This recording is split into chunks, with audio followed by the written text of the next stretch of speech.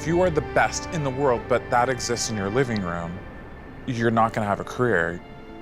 You have to have at least some sort of structure so that you get connected with the right people. Performing is a must, but that's not the job. The job is traveling all over the place and not getting sick. Making personal connections with people and keeping up relationships, that's the job. Like, the job is not singing. If you can just sing really well, but you don't have any of the other things, you don't have a career.